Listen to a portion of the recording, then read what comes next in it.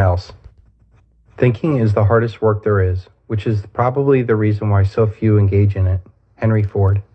One of the greatest challenges to becoming totally free is to be able to think independently from everyone else. You know instinctively no one cares about you as much as you care about yourself. Yet we constantly listen to others about what is best for us instead of thinking about what is best for us. That is because we live in a world where everybody tells you what to think, but no one tells you how to think. We are blasted every day with advertising, financial sales pitches. Sometimes you wish people didn't agree with you all the time.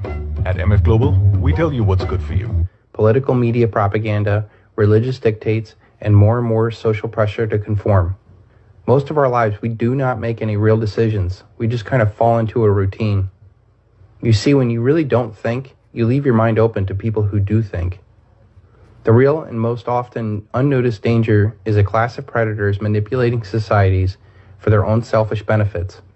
If you go along to get along and not think outside of the box, you risk being caught in the undertow of a doomed society or worse. There is a lot of money and power derived off of having a sucker born every day. Our elite molds societies by educating people just enough to run the machine, but never enough to ask if this is the best machine for us. Think about it. Our controlled school system teaches sex, drugs, and multiculturalism in the 3rd, 4th, and 5th grades, and not even how to balance a checkbook by high school. The elite system wants utterly dependent people to control for power and profit.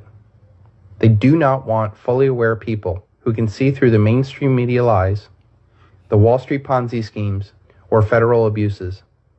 They certainly do not want people educating others to our common plight of this illusion.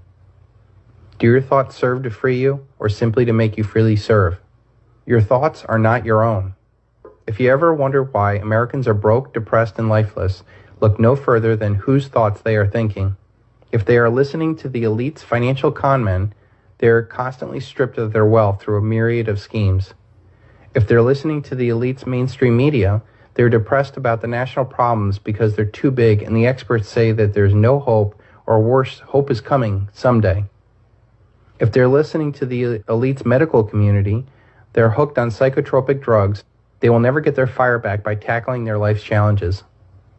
The elite give us the illusion of freedom, but control all of the choices. The elite give us the choice of 500 cable stations, and yet the same message comes from every one of those channels.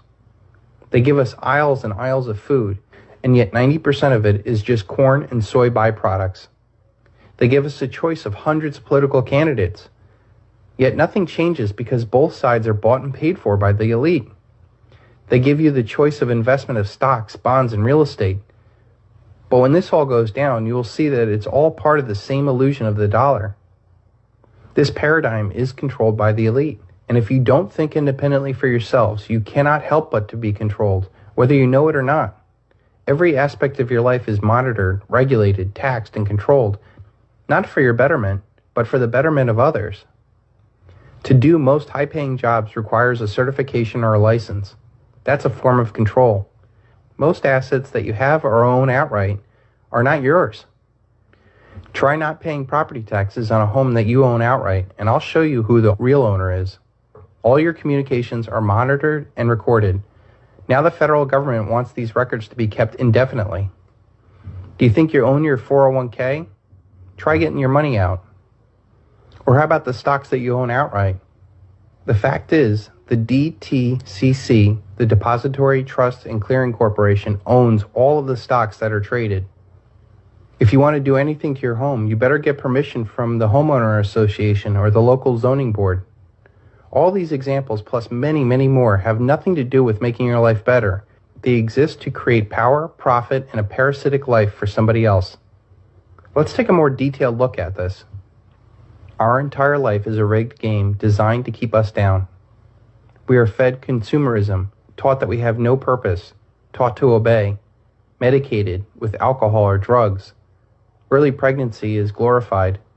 Poor diets with fast food. Because of a poor education, people have a lack of vision. We have unhealthy relationships. We're entertained and not really educated. Divorce is a huge setback for many people. With this economy, we're faced with dead-end jobs, an entitlement mentality. We were trained to work for the government. People are saddled with credit card debt, auto debt, mortgage debt, student debt. People are driven to attain worthless diplomas, to become licensed professionals. And once they find some sort of success, they're marked with progressive taxation. They could become a legal target. If they create a business, they're forced to deal with increasing regulations and scrutiny. And then after they're all done, they're faced with the death tax.